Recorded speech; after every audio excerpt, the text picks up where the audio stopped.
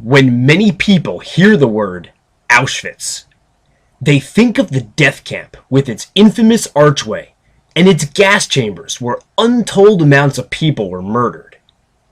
Few realize that this was not considered the main camp of Auschwitz, but is an addition to the Auschwitz camp known as Birkenau, or Auschwitz II. About 2 miles from Birkenau is the main camp of Auschwitz, also known as Auschwitz I. In 1940, the head of the SS, Heinrich Himmler, ordered a former Polish army garrison site in the town of Auschwitz to be taken over and made into a concentration camp. Initially, the camp held mainly Polish men, but later housed Jews, women, and Soviet prisoners of war. Our tour will appropriately begin at the entrance to the camp. So, more about the infamous Arbeit macht frei sign. First, it means work will set you or work will make you free. It didn't mean, oh, if I work, they'll let me go. It basically meant through work, you're going to die. They're going to overwork you, and that's the only way to escape.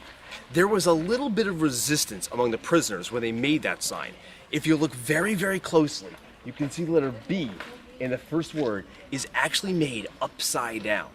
Again, a little form of resistance that the prisoners just happen to get away with. And of course today, it is the world famous sign and it is synonymous with Auschwitz. So now let's go inside Auschwitz #1 and I'll show you more exhibits. Now the first place in Auschwitz I want to talk about is this structure right here. I'll tell you a little more about it right now. I'm standing in front of Block 24 of Auschwitz I. Block 24 was the infamous brothel here. Now, the brothel was seen as a privilege. Himmler actually thought of the idea to improve the morale of the prisoners here at Auschwitz. The first rule was you couldn't be Jewish. You had to be a non-Jewish man to go into the brothel. There were women here who volunteered to become a member of the brothel or prostitute, in which they were used, for 24 hours a day, every single day of the week. And what happened was that men would get tickets to go into the brothel for good behavior. And that ticket would, one entry to the brothel, they would be watched the entire time, and then they would be allowed to let go. So this was for non-Jewish prisoners in Auschwitz #1. Today, it's administrative offices for the camp. It's not allowed to go into. The brothel opened in the summer of 1943. Men were first inspected by SS doctors, and then allowed to see a woman, with each session lasting about 15 minutes. The women had, on average, about 6 men a day. The rooms still exist today, with large peepholes in the doors for the SS to look inside.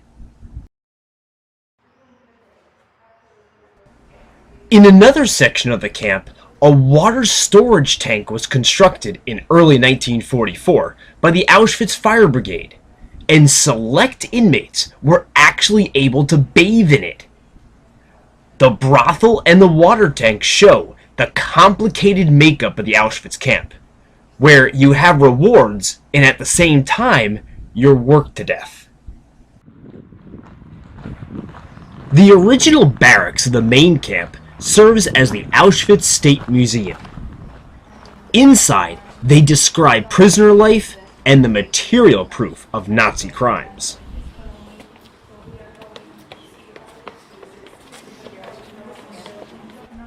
Unlike the carbon monoxide gas used at death camps such as Treblinka or Belchik, Auschwitz used a chemical compound called Zyklon B, and these are the canisters which contain the compound.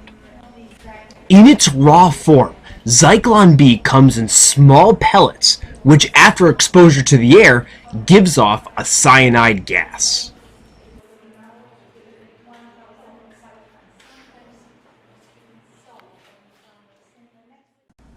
When the Soviet army liberated the camp in January 1945, they found buildings full of human possessions, ranging from clothing to that of human hair, all of which are on display today at the museum.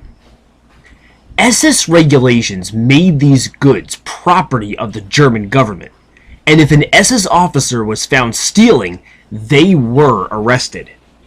Many of the clothing and shoes were reused by German families who had become victims of Allied air bombings. All other valuables were shipped to German banks, where after the war, American soldiers found millions of dollars worth of gold wedding rings and even teeth stored in vaults. Women had their hair shaved, where it was bagged and then used to make mattresses.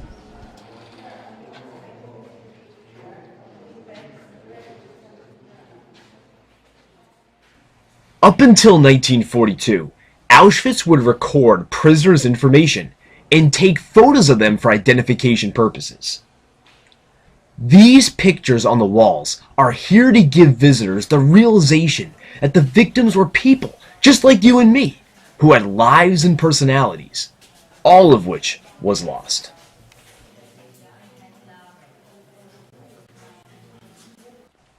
After viewing the exhibits, we then make our way to blocks 10 and 11 in the Auschwitz main camp, where much of its gruesome history was carried out. After originally used to house women for the brothel, Block 10 was used from 1943 to 1944 by several SS physicians to carry out sterilization and other medical experiments. Some of the victims were men, but most were women. Some of them died during the experiments, with many more specifically killed for autopsy purposes. Block 11 was the camp jail, and it was known as the Death Block. Most of the prisoners who were held there were suspected of escaping or organizing resistance. One of the ways of killing prisoners was through starvation. In this cell, located in the basement of Block 11, is the memorial to a Franciscan friar by the name of Maximilian Kolbe. Kolbe was arrested by the SS for anti-Nazi activities and was transferred to Auschwitz. In July of 1941, 3 prisoners escaped from the camp, prompting the SS to pick 10 men to be starved to death in Block 11 as a deterrent for others thinking of escape. When one of the selected men became distraught, Kolbe volunteered to take his place. In his prison cell, Kolbe led the prisoners in prayer. After 2 weeks in the starvation cell, Kolbe was the only one to remain alive. The guards decided to finish him off with a lethal injection of carbolic acid. Kolbe is said to have raised his left arm and calmly waited for the deadly injection. In 1982, Father Kolbe was canonized by the Catholic Church, and today he is the patron saint of political prisoners. In another part of the basement of Block 11 were the punishment cells, each measuring only 35.5 by 35.5 inches.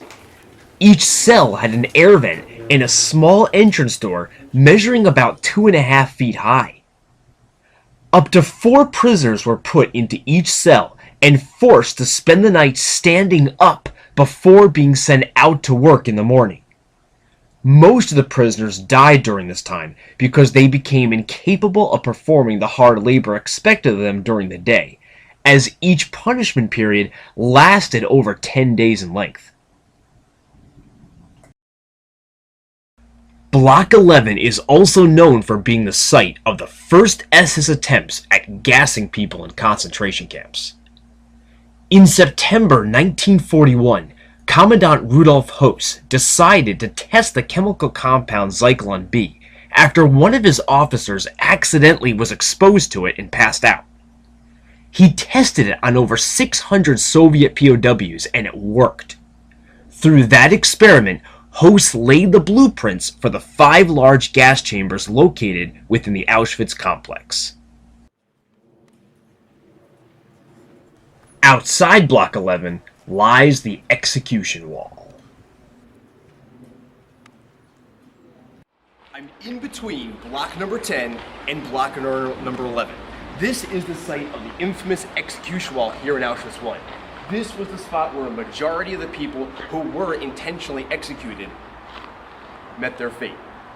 And as you can see, there's many flowers and commemorative memorials right there from many, many different countries. In between the execution wall of block 10 and block 11, you're going to notice the windows of block 11 all have bars on them. That symbolizes this was the prison block. On the other side of block 10, you're going to notice all the windows are boarded up shut. This was done intentionally because this is, again, where all the Nazi medical experiments took place, and they wanted to make sure these experiments were done with as few people knowing as possible. In order to intimidate other prisoners, Germans carried out hangings during roll calls in this very square. The victims were usually prisoners caught while escaping, those suspected of preparing for an escape, or providing help for the fugitives. In July 1943, 12 prisoners of a surveying squad were hanged on these specially designed gallows, in retaliation for 3 members of that group escaping, as well as for contacts with the civilian population. It was the biggest group execution by hanging in the history of the Auschwitz main camp. It is the site of the exact spot where Rudolf Höss was executed in 1947. Rudolf Höss was the commandant of Auschwitz. He was the commandant from the beginning. He personally supervised the construction of Auschwitz I and Auschwitz II, but this is the exact spot where they decided to kill him. The last stop on our tour is by far the most significant: the gas chamber of the Auschwitz main camp. It was used for storage until converted into a gas chamber, where many thousands of Soviet POWs and prisoners too weak to work were murdered. After the large gas chambers of Birkenau were completed, the use of this building gradually stopped, and it was then used as an air raid shelter for the SS.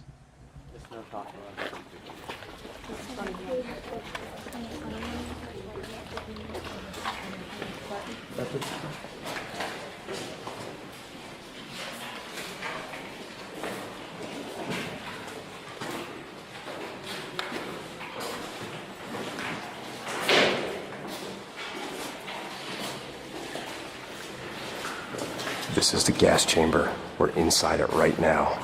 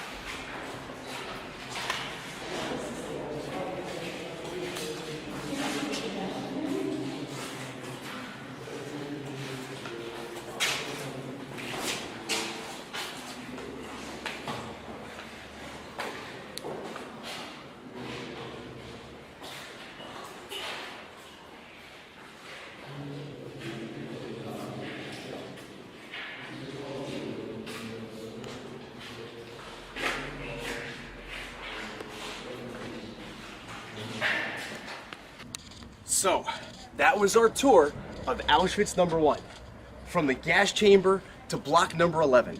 I hope you saw and learned a lot of things. Thank you very much for watching, and I'll see you on our next in-class field trip. Take care. As you can see, we're in Auschwitz Birkenau now. Okay. I just want to go over a couple things with you. Please make sure you're very respectful and quiet. Okay, we are in Auschwitz. We're going on a tour today of incredible places all around the camp. The first place we come to is the infamous archway, which serves as an entrance to the death camp.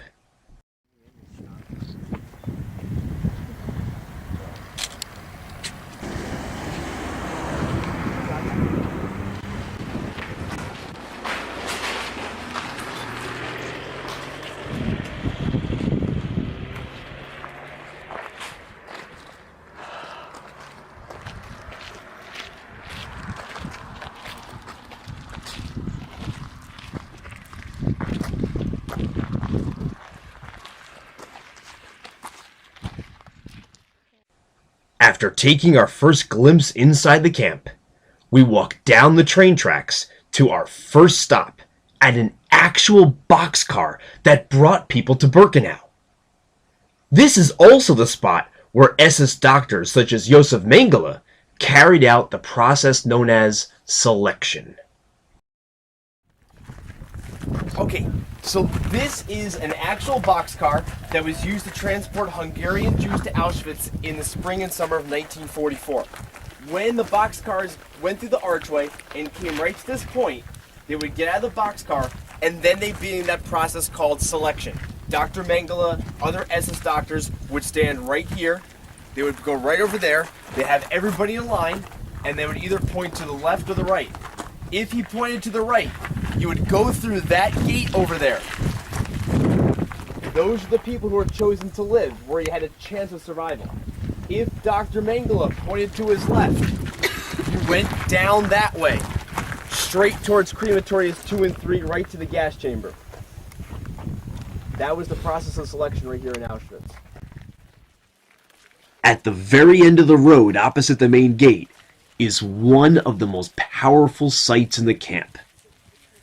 The site of the largest gas chambers and crematoria in Birkenau. They were called Crematorium Number 2 and Crematorium Number 3. They would enter the building here, where they would be forced to undress. They would then be crammed into the gas chamber. After being killed, each body was moved into an examination room to be searched for hidden valuables, and then brought to the furnaces to be burned in one of the building's 5 large ovens. To your right is crematory number 3. Let me take you over to crematory number 2 and explain exactly what you're seeing there. The Nazis, before they fled, they dynamited these crematoriums, trying to hide the evidence from the Russian army. Okay, so this is the gas chamber and the crematoria. What happened is the people would start right down there. Can you see the steps at the very end? They would walk down those steps. So this long room here, this is the undressing room. They would then be packed in, and over to the right, that is the gas chamber. After they were all killed, then they were transported up to the examination room, where the Sonderkommandos would take all the bodies from the gas chamber. They would bring them over right here by these steps to the examination room. They transport them right there. And over that way, that is the crematoria. Crematorias 2 and number 3 had 5 furnaces. They were capable of burning hundreds of bodies every single 12-hour period. So this is the undressing room, the gas chamber, the examination room, and the crematoria. Number 3 is the mirror image of number 2. It's just flipped. But 2 and 3 are basically identical twins. There is one record of a 16-year-old girl living through the process. Reports are that after she was found alive, that she was shot by an SS man. It's possible there was an air bubble or some area down below where she was where somehow miraculously she survived. Gas chambers 2 and 3 were destroyed by the Nazis just before they fled the Russian army in 1945. So what we see today are the ruins. According to calculations by German authorities, more than 1,400 corpses could be burned in the crematorium every 24 hours. This is the remains of the roof at Crematoria 2. Right there, that's the top of the roof.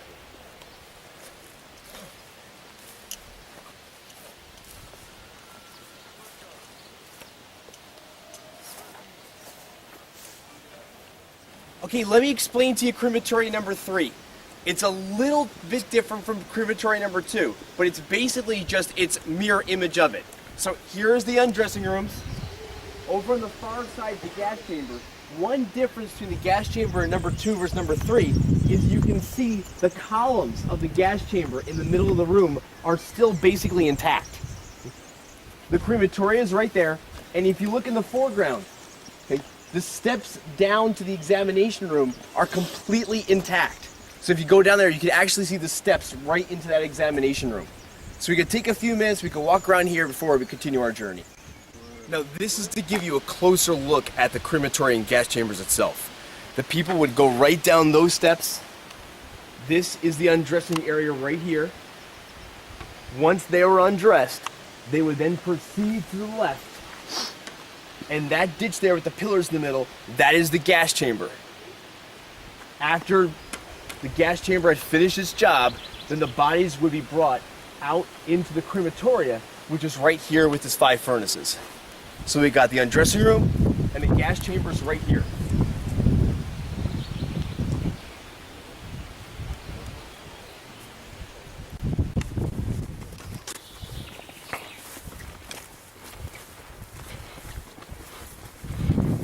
The gas chamber is completely underground. So basically we're almost at ceiling level with the gas chamber itself.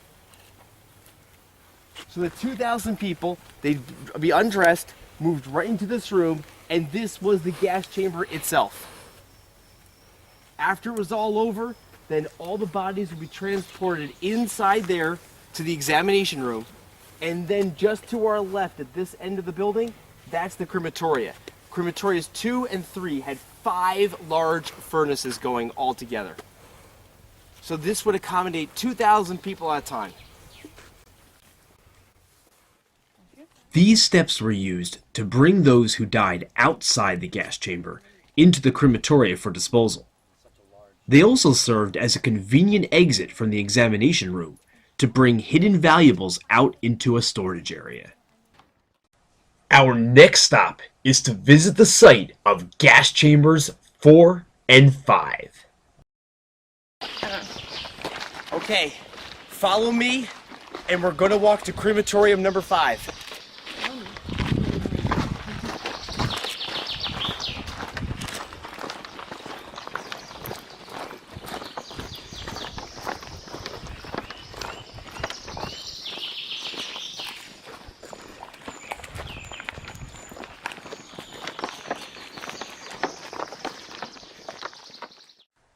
Gas chambers 4 and 5 were smaller than numbers 2 and 3, and could handle about 800 people at a time.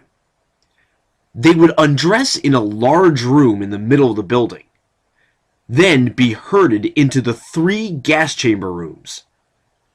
Afterward, they would be moved into the crematorium to be burned.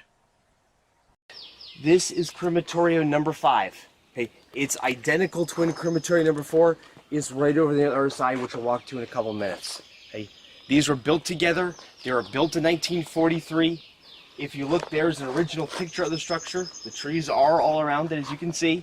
Okay, the people, they would undress. They would literally go right in this entrance right here, and in the large room right there where the pile of bricks are today, that was the undressing room. The people would then be moved into these couple of rooms over here. The gas chambers themselves are right here at the corner. There was a couple different rooms that served as gas chambers. Once all the people were dead, the sorter commander would then take the bodies and then bring them to the other side of the crematorium, where they would burn the bodies over there. So undressing room in the middle, gas chambers here on the left-hand side, the ovens were on the right-hand side. Is that a watchtower in the corner? That's a watchtower in the corner, absolutely. And it, guys, right in this building, well over 200,000 people were murdered right here. If you follow me, there's an exhibit right there that I just have to show you. Come on.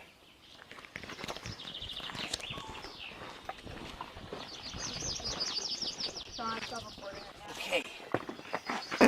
In 1944, there was an underground movement in Auschwitz Birkenau.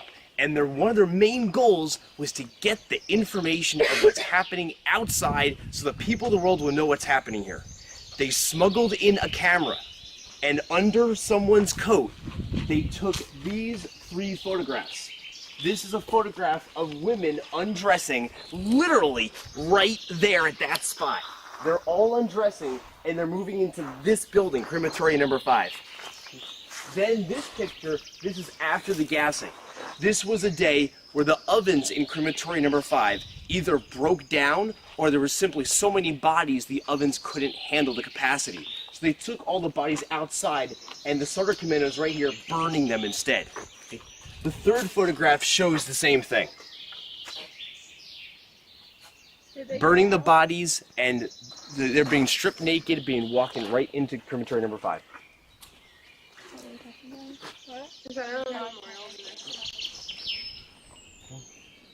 Okay guys, let's move on.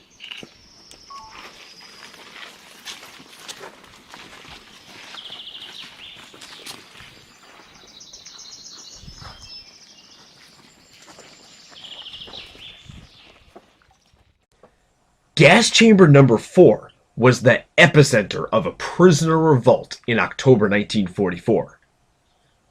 Aware of their certain death, the prisoners used explosives to detonate the oven room in a defiant suicide.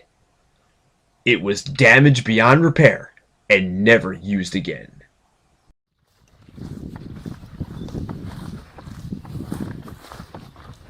Okay, so this is crematoria number 4. Number 4 is the identical twin of crematoria 5 right over there. We are looking at the area where the ovens were placed. And the ovens were here. That big, large middle room right there, you can see it. That was the undressing room. At the far end there was the gas chamber itself. Okay. This was actually a pretty famous crematorium because in November 1944, the 12th Soldier Commando at Auschwitz rose up in rebellion. And as part of the rebellion, they destroyed this crematorium. Crematorium number 4 was destroyed in the rebellion, November of 44. So after November of 44, this crematorium never operated again. They never rebuilt it. Because only 2 months later, the Soviet army came through. So it's an identical twin of number 5. Over here, okay, again, these are ash pits right here again.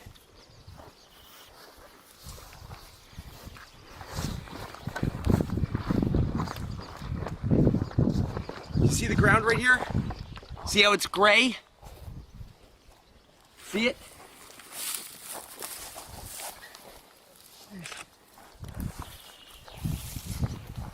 Guys, this is human bone meal.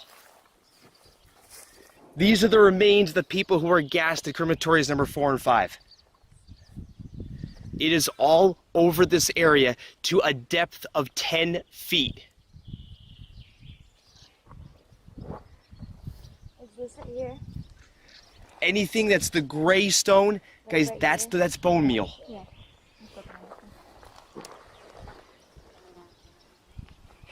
This is where they dumped all the ashes after they were done with them in the ovens right there.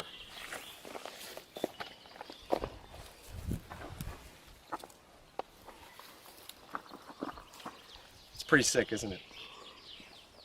Mm-hmm. All right, guys, let's move down crematory number 4 to the path. Let's go by the side here. Sure. And as you can see right here, this is a picture of crematory number 4 used to look like. Here is the map. Again, the ovens are right here, the main undressing room, and the gas chambers. As you can see, crematory number 5 had 3 different gas chambers in 3 different rooms. So the letter A represents the 3 gas chambers in this crematoria. And again, as it says here, on October 7th, 1944, Soldier Commando revolted and destroyed this crematoria. They had enough time to completely destroy it. Yeah. No one was watching. You guys. By the way, guys, the rebellion of the Soldier Commando, they all died. But again, just like Mordecai and Alevich, they died with honor. You know, they died fighting for their freedom. They didn't die in a gas chamber, and to them, that made all the difference. Are there any questions? Yeah. Yeah. It says D and G are the same thing. Yes, there were so many people by 1944, they actually had to construct another undressing room. If you notice in the pictures that we saw, crematory number 5, you notice they were undressing outside because there were so many people, the rooms just couldn't handle the amount anymore. So they actually had to build another barracks to accommodate more undressing huts. It's really interesting how much bigger the undressing rooms are than the gas chambers. Yes, and there's a big reason for that. Because it needed to be temperature Right. activated. Right, because the gas chambers are smaller than the undressing rooms. It had to be that way. The gas chambers had to operate at 85 degrees to make it perfect. And so they had to be very tight because body heat was actually essential in the process of extermination. The body heat would keep the gas chambers at a certain temperature, and that was all part of the process. That's why the undressing room is bigger than the gas chambers itself. That was a great question. Any other questions? Okay, follow me.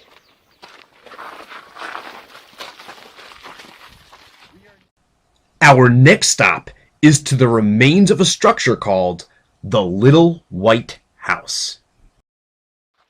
It was one of the very first makeshift gas chambers. The house was actually there when they built this camp.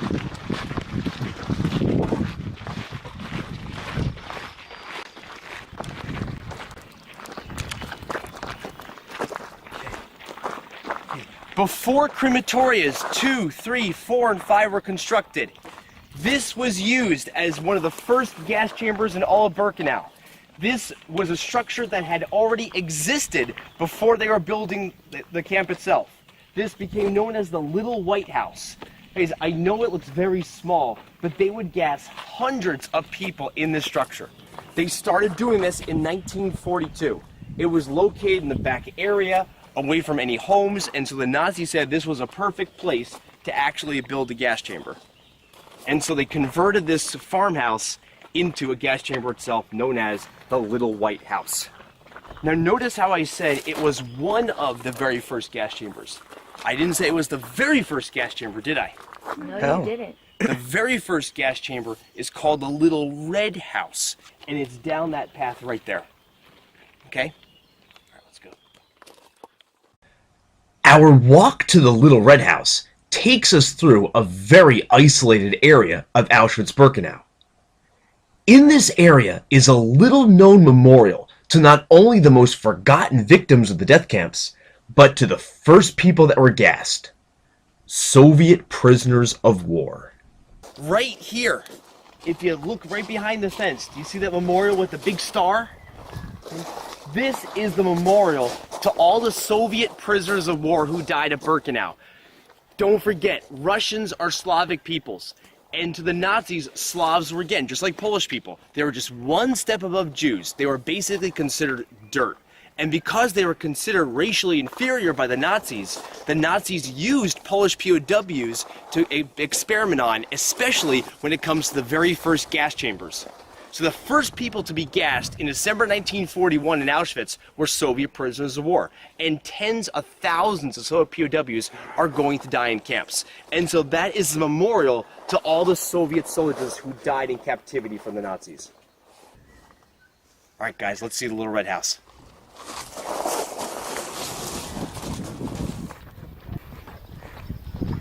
This is it right here. This is the site of what they called the Little Red House. It was a converted cottage. They boarded it all up, they bricked all the windows up, and this was the very first gas chamber in Birkenau.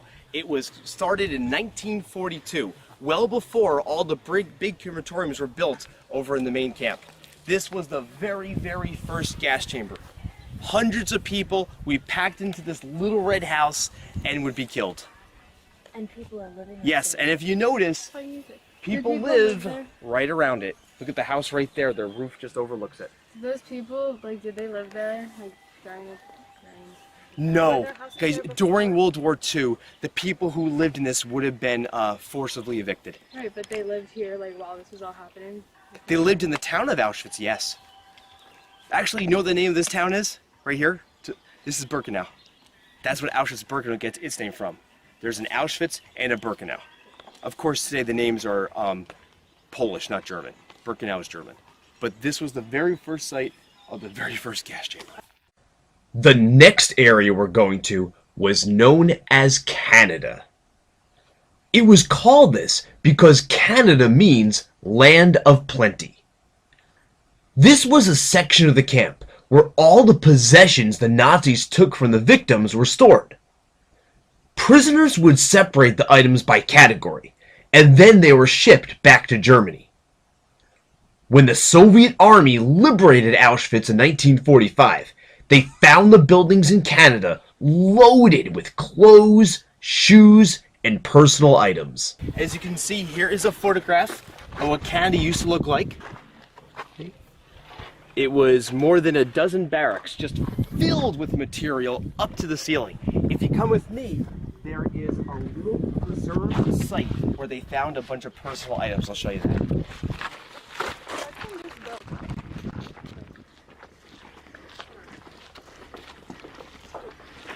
This is a preserved example of what the Allied soldiers found in 1945 when they got to Canada.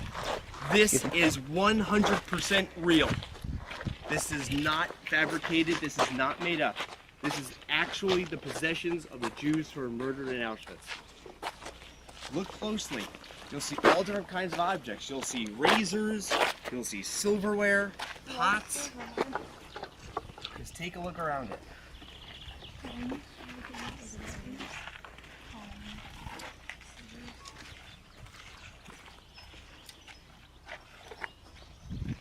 There's a piece of a dish, a button, scissors. You just have to think to yourself, these objects were all part of somebody's life.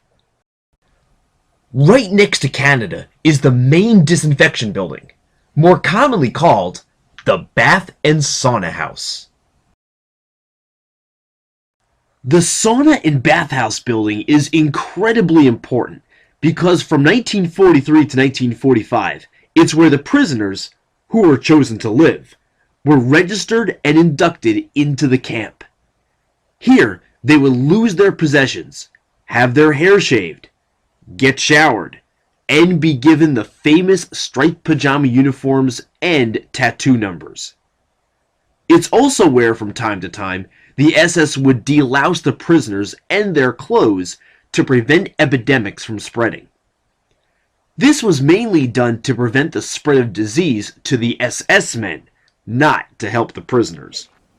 In this room, prisoners assigned to Canada searched the clothing and luggage of the people that had just arrived. They were looking for hidden valuables and money.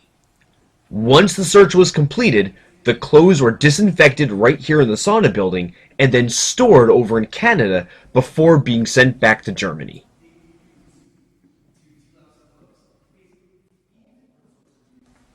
After having all their clothes taken away, the naked prisoners were herded along this corridor to the shower room.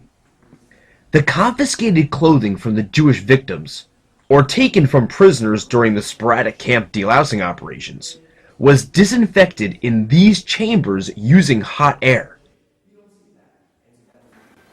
See, these are all machines they would use to delouse the clothes. Because even prisoners, after a while, the Nazis would take their prisoner clothes, the striped pajamas, and delouse them in here. Again, they wanted to make sure the health of the SS was taken care of. So they would delouse prisoner uniforms on a few occasions. This is the room where they cut all the girls' hair off. Okay? All the girls' hair was cut off. It was used from making mattresses to making socks. All different sorts of uses for the human hair. But this is the room where they get their hair cut off. Everybody see this cart through the windows. Okay? This cart was recovered from the bottom of one of the ash pits. So this cart was actually used to put all the ashes in to dump into the pond. And they recovered that from the ash pond itself. That's an amazing artifact right there. Take a look at that.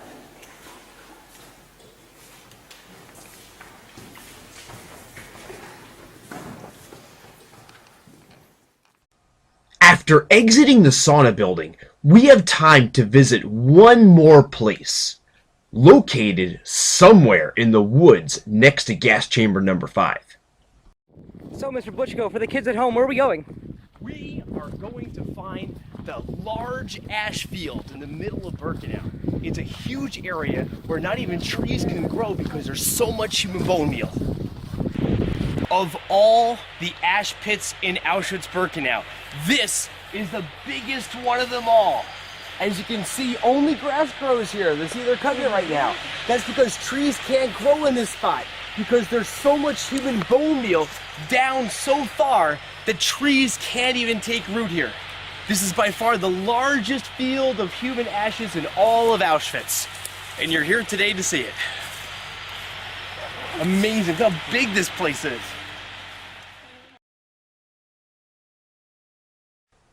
To complete our journey at Auschwitz Birkenau, we're going back to the entrance to go inside the infamous archway and get a bird's eye view of the camp.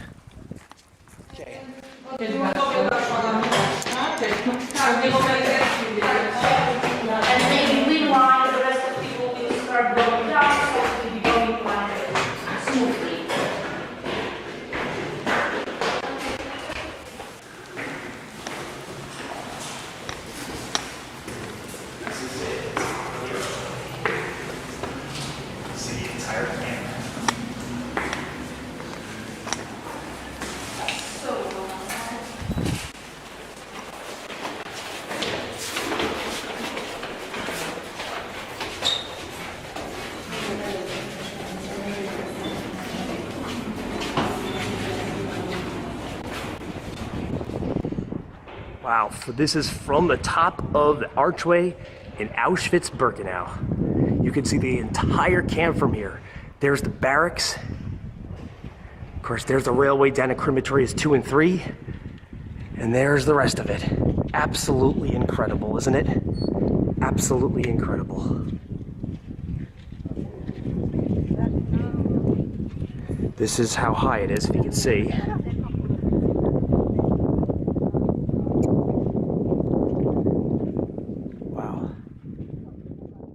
I really hope you enjoyed our tour today, and everything you saw here, you take with you. And I also want you to remember, it's not just my job, but it's also your job to tell people what you saw here so that it can never happen again. Thanks for watching. I'll see you on the next field trip.